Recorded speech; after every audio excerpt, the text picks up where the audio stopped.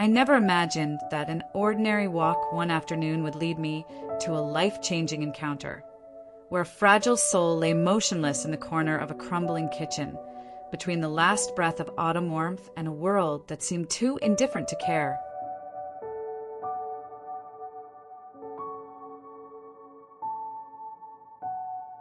That day, the wind was sharp. It rustled through the bones of abandoned buildings, pushing scraps of old newspaper across the empty alleyways. I wasn't looking for anything, just passing by to avoid the cold. But then I heard it, a faint, broken sound. Not a cry, not a bark, just breathing, barely. I turned the corner and stopped in my tracks. There, tucked into the dark corner of a rotting food stall, was a small dog, thin, shivering, still, but its eyes were open. They weren't pleading, they were enduring.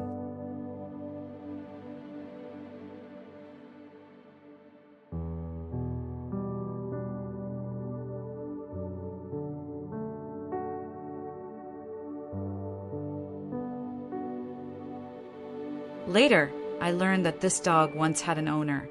They said he'd been hit by a car, injured badly. The owner received some compensation money, and then vanished, leaving the dog behind like old luggage that had outlived its use. That was when I named him Black Panther. Both of Panther's hind legs were shattered, not just broken, crushed. His hips were misaligned, bone fragments everywhere, the kind of damage that changes a life forever.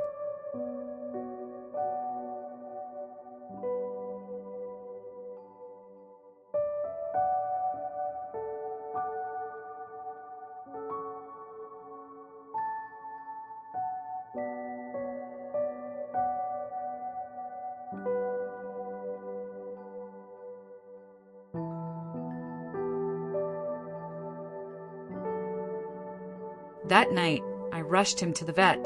The surgery took hours. Drills, plates, cold steel, and heavy sighs. His tiny legs were patched together with titanium pins and metal rods. His body wasn't built to carry such weight. Most animals would have cried, but Panther didn't. He just stared at us, quietly, as if he had already grown used to being unheard.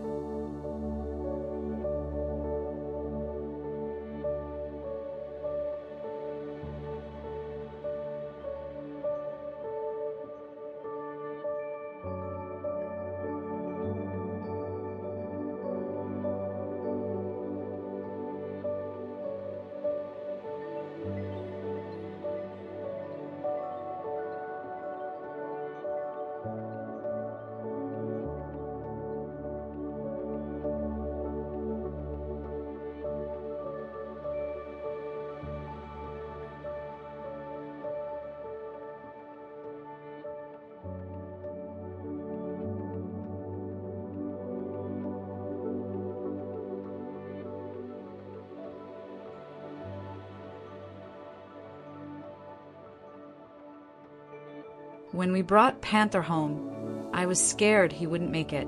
Every time I reached out, he flinched. He trembled when I got close. His body was stitched in so many places it looked like a map of pain. But day by day, something changed. He began to look at me longer. Then one day, he licked my hand. A week later, he barked softly when he saw me.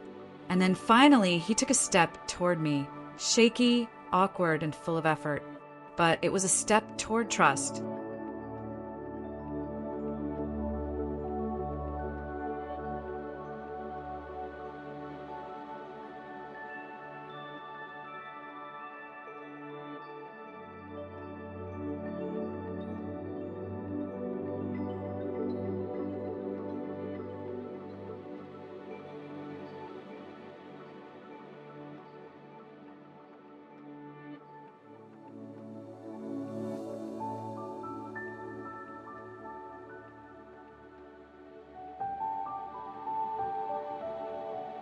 Panther didn't just survive. He thrived. He became part of our sanctuary, our family. Every day, he played, ran, and danced across the yard. He was gentle, curious, and incredibly observant. When I was tired, he lay beside me in silence. When I laughed, he wagged his tail and bounced around on his front legs like he was dancing.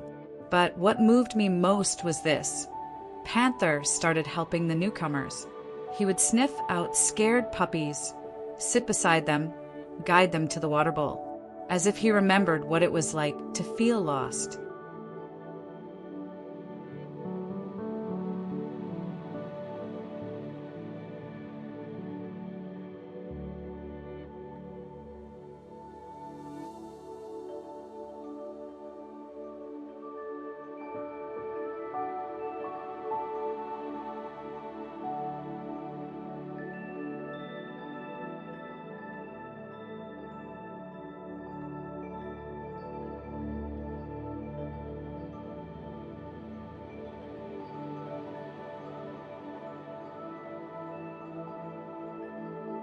Even now, Panther still carries metal in his legs.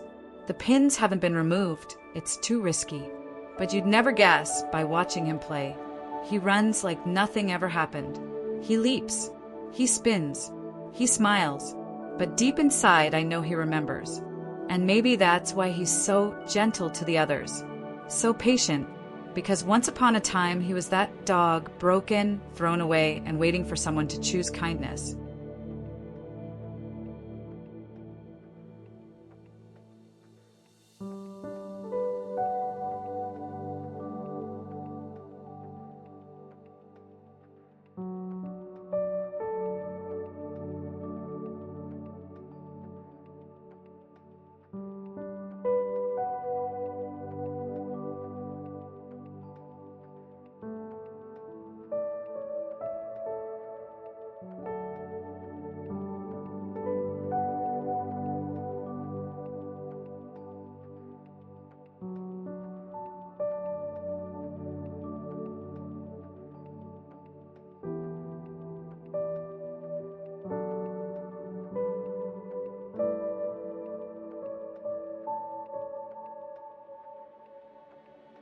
Some lives are small, but the strength inside them, unbelievable.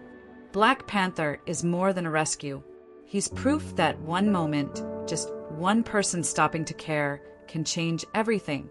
So, do you believe that simply choosing not to walk away can save a life? Because Panther didn't die that day. He lived, he ran, he laughed, and in doing so, he taught us all something we should never forget. Love can rebuild anything. Kindness can rewrite any story. And no one deserves to be abandoned.